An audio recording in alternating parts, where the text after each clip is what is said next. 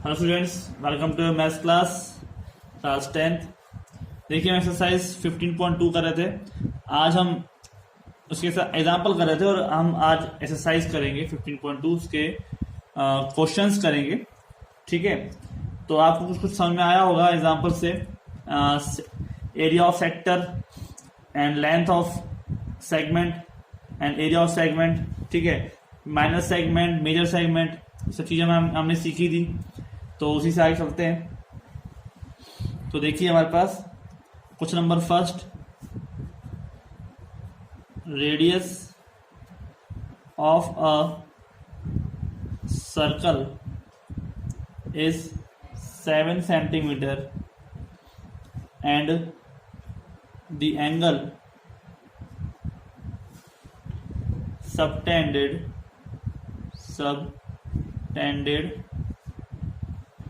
at the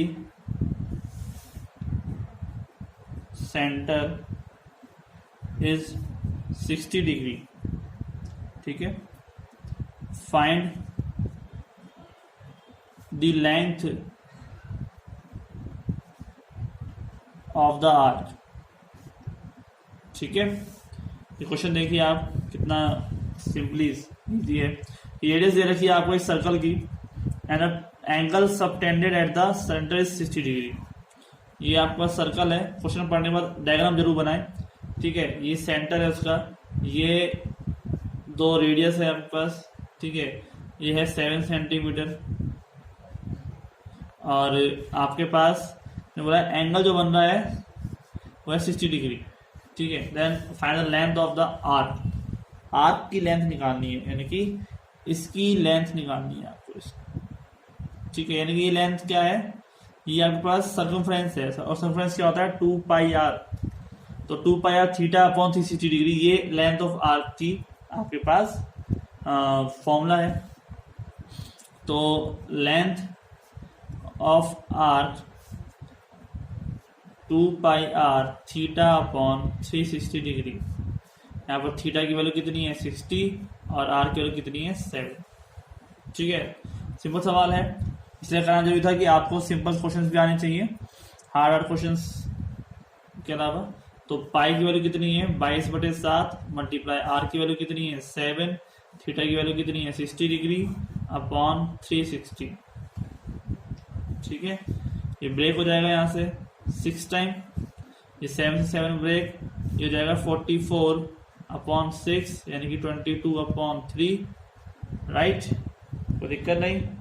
तो ये length हो जाएगी, चाहे इसको पॉइंट्स में ले लो तो पॉइंट्स में क्या हो जाएगा 7 पॉइंट। ठीक है, 3 डिवाइड किया 1 बचा 0, 3 33 अप्रोक्सीमेट आएगा। ठीक है, अप्रोक्स की वैल्यू चलती जाएगी। तो 22 अपॉन 3 इसका आंसर होगा। ठीक है, ठीक है, तो नेक्स्ट क्वेश्चन करते हैं। क्वेश्चन नंबर हमारे पास सेकंड देख लेते हैं। वो है radius of a circle. Radius of a circle is 10.5 centimetre and angle of the sector is 45 degree, is 45 degree। find the area of the minor sector of the circle, minor sector of the circle। ठीक है, तो दिक्कत नहीं।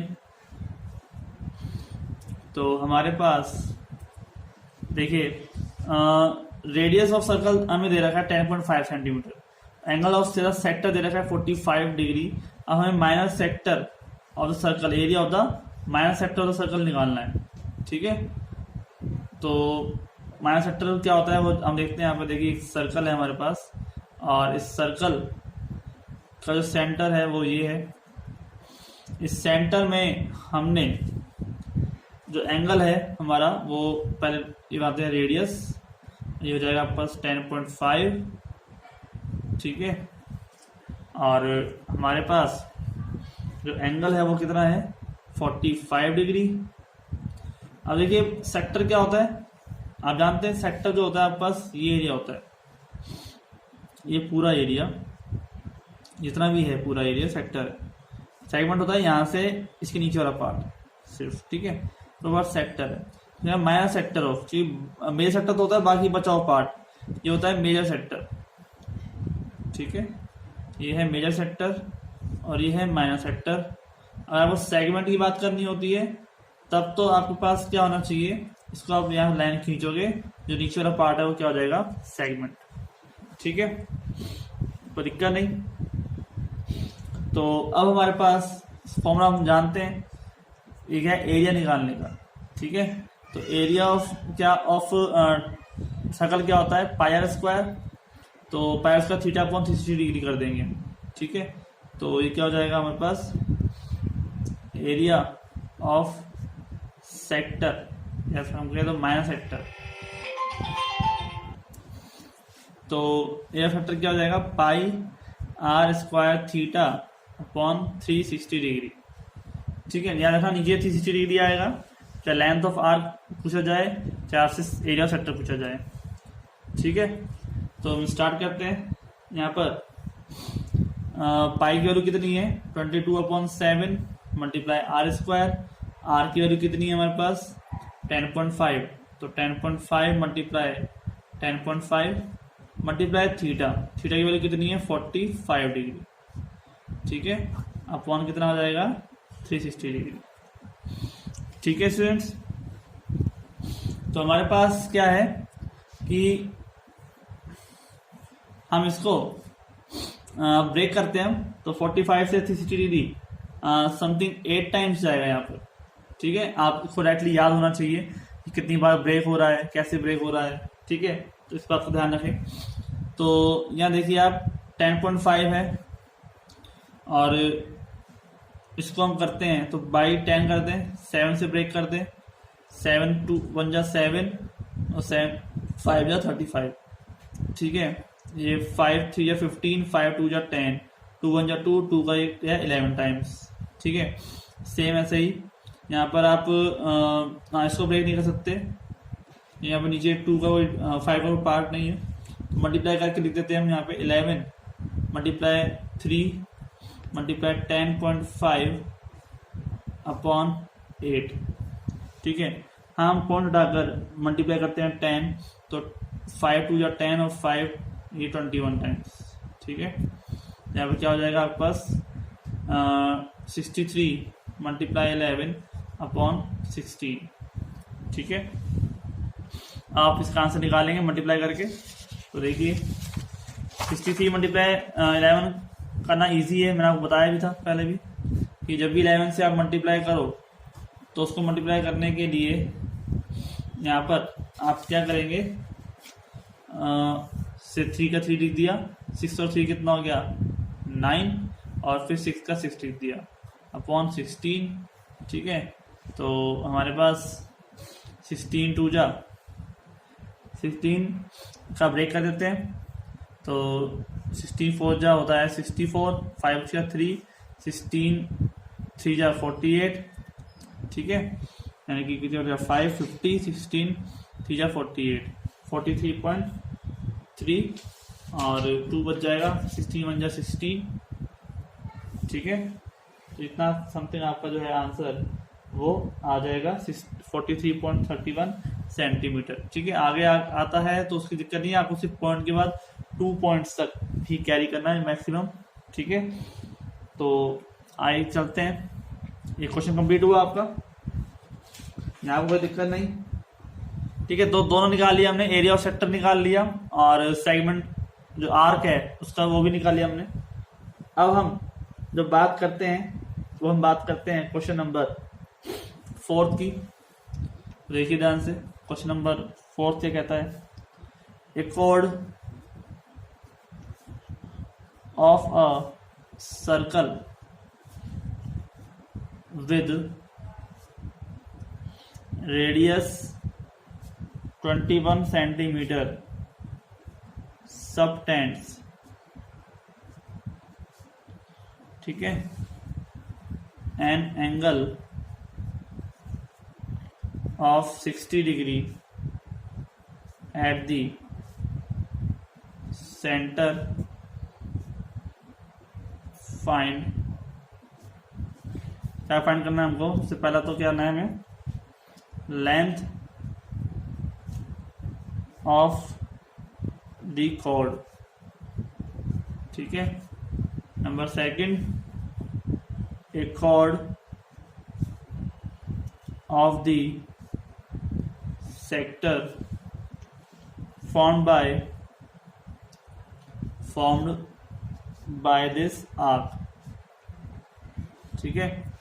और number जो third है हमारे पास वो है area of the segment, area of the segment form. देखो जो लैंग्वेज है ना वो समझनी है आपको। सेगमेंट फॉर्म्ड बाय कॉरेस्पॉन्डिंग, ठीक है, कॉरेस्पॉन्डिंग कॉर्ड। तो ये आपके पास 3 क्वेश्चन है एक ही पार्ट में। तो जो क्वेश्चन आपको ज्यादा सिंपली ऐसे पता चले, जैसे लेंथ ऑफ द कॉर्ड। अब यहाँ पे देख नया टाइप का क्वेश्चन है ये, इसको हम ज्यादा समझना चाहिए हमें। तो कॉर्ड जो है वो हम बनाएंगे यहाँ पर, ठीक है।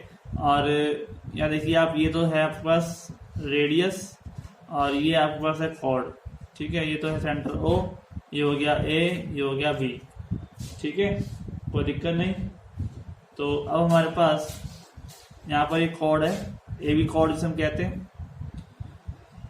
तो देखिए स्टूडेंट्स, ये हमारे पास लेंथ ऑफ द कॉर्ड निकालना है और रेडियस दे रखी है आपको 21 सेंटीमीटर, ठीक है। 21 सेंटीमीटर आपको क्या दे रखी है? रेडियस। और एंगल दे रखा है आपको कितना? 60 डिग्री दे रखा है एंगल। तो देखो कॉर्ड कैसे निकलेगी? आप पूरा जो एरिया है ओ ए मान लो, आर मान लो, ओ ए आर बी, इस पूरा एरिया निकालना आप जानते हो, ठीक है। ये क्या हो जाता है आपका? Area of sector. इस पूरे एरिया ऑफ सेक्टर पर लेंथ निकालनी है हमें। लेंथ निकालने के लिए तो हमें फिर इस ट्रायंगल की बात करनी पड़ेगी, ठीक है। तो लेंथ निकालने के लिए हमें ट्रायंगल की बात करनी पड़ेगी और ट्रायंगल का हमें जो है पैरामीटर वो निकालना होगा, ठीक है। तो कुछ इस तरह से टर्म हम काम करेंगे। तो देखते हैं यहाँ पे, ठीक है। तो ये लेंथ ऑफ द कॉर्ड नहीं है यहाँ पर, लेंथ ऑफ द आर्क है। पहले मैं क्वेश्चन से थोड़ा सा आप सही कर लेना।